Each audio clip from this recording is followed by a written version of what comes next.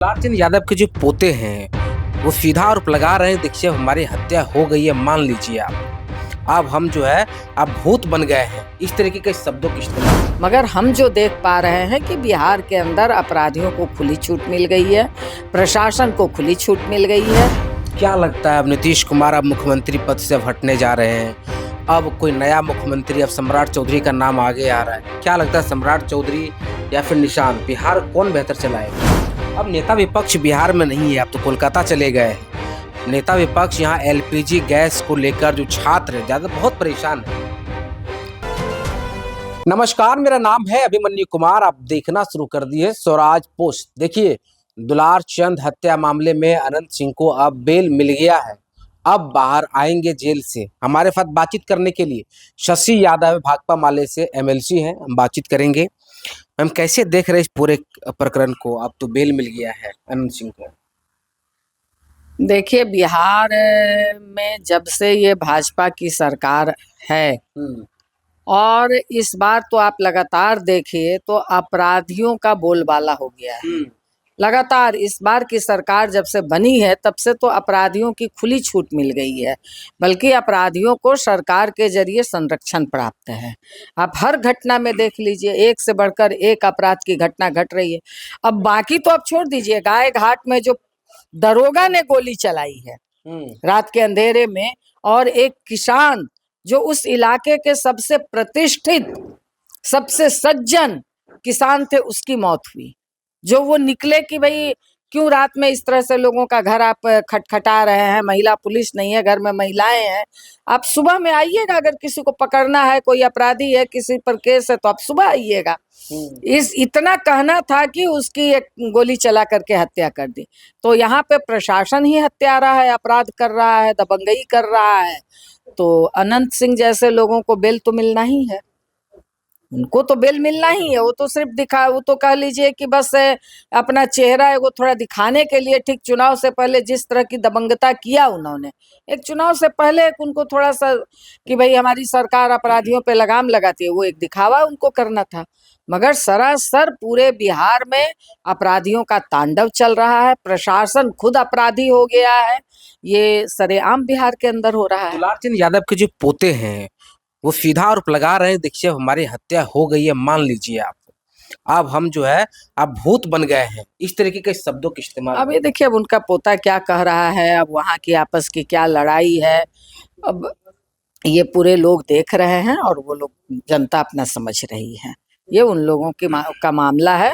मगर हम जो देख पा रहे हैं कि बिहार के अंदर अपराधियों को खुली छूट मिल गई है, प्रशासन को खुली छूट मिल गई है। भाजपा की अभी मुख्यमंत्री बने नहीं हैं कि प्रशासन खुलेआम अपराध करने लगा है। तो ये बिहार में ये तांडव शुरू हो गया है। क्या लगता है अब नीतीश कुमार अब मुख्यमंत्री पद से अब हटने जा रहे हैं, अब कोई नया मुख्यमंत्री, अब सम्राट चौधरी का नाम आगे आ रहा है। क्या लगता है सम्राट चौधरी या फिर निशांत, बिहार कौन बेहतर चलाएगा?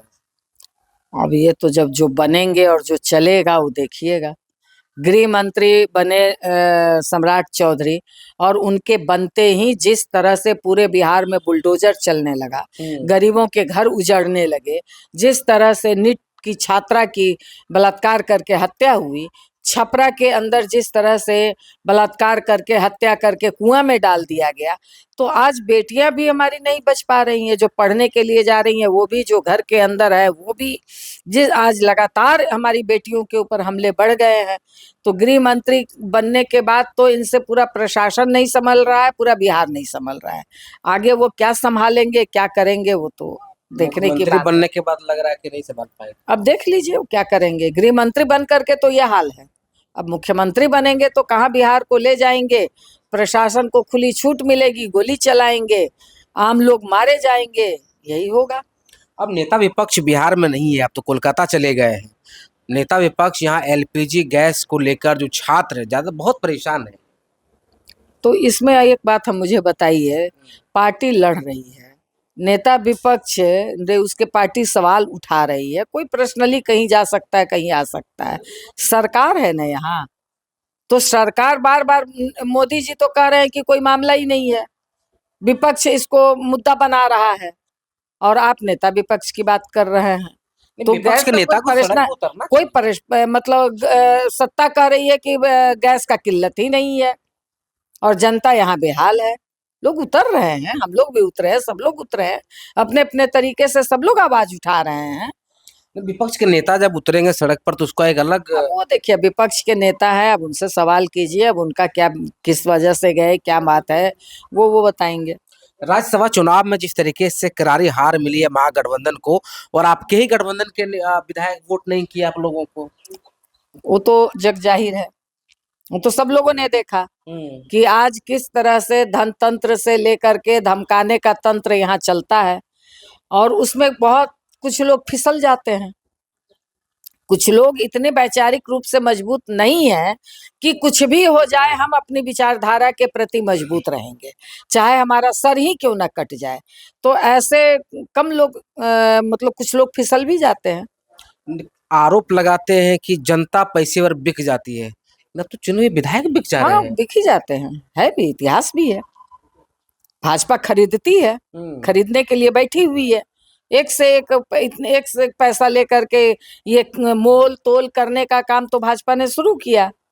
तो भाजपा का ये काम है, उसमें कुछ आरोप लगाने का अधिकार तो क्यों नहीं अधिकार है, क्यों नहीं अधिकार कैसे लगा रहेगा? सकते हो? आप खुद बिक जा रही अरे है। हम क्यों बिक जा रहे आपको नहीं, हैं? आपके बच्चों नहीं, कोई भी बिक जा रहा है तो कोई इक्का दुक्का अगर बिक जा रहा है तो ये सवाल बंद हो जाएगा।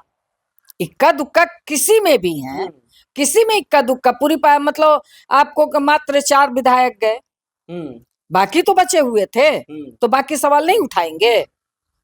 तो 2-4 तो जाएंगे ही जाएंगे। 2-4 कभी भी वो परिस्थितियों को नहीं झेल पाते हैं, वो अपनी विचारधारा पे मजबूत नहीं थे, वो धन तंत्र के आगे कहिए या अपराध तंत्र के आगे कहिए, वो झुक गए, वो डर गए। चलिए अंतिम सवाल होगा मैम, अनंत सिंह को अब क्या लगता है कि सत्ता का संरक्षण प्राप्त है? बिल्कुल प्राप्त है, वो उसी के लीडर हैं, तो संरक्षण प्राप्त कैसे नहीं है? जदयू के ही ना लीडर है, तो स्वाभाविक है वो जिस पार्टी के लीडर है तो सत्ता का संरक्षण कैसे नहीं उनको प्राप्त होगा? वो सत्ता उनके बिना चलती ही नहीं है। वो कह रहे हैं अब कि हम चुनाव नहीं लड़ेंगे, अब मेरा बेटा क्या कहते हैं, क्या करते हैं? भी जा रहे हैं दिल्ली, तब हम चुनाव नहीं लड़ेंगे। अब वो अलग बात है, अब क्या कहते हैं, क्या करते हैं। पत्नी बनी हुई थी तो पत्नी से छीन करके अपने बन गए, अब हो सकता है अपने ना बने तो अपना बेटा को दे, तो रहेगा उसी घर में ना। तो इसीलिए ये तो इन लोगों का तो कोई है ही, कोई काम करे ना करे, राजनीति करे ना करे, राजनीति को भी ये लोग अपना मतलब वंशवाद दूसरे के लिए होता है, और अपने करे तो वो ठीक है, वो राजनीति है। तो इसीलिए राजनीति का ककहरा चाहे कोई करे या ना करे, उसको विरासत के तौर पर आप उनको उत्तराधिकारी बना दीजिए, यही तो आजकल राजनीति में चल रहा है। चलिए धन्यवाद। तो देखिए हमारे साथ बातचीत कर रहे थे एमएलसी शशि यादव, इन्होंने क्या कुछ कहा और इनकी बात पर आप क्या सोचते हैं, अपनी राय जरूर कमेंट के माध्यम से। बाकी आपका बहुत शुक्रिया, बहुत बहुत धन्यवाद।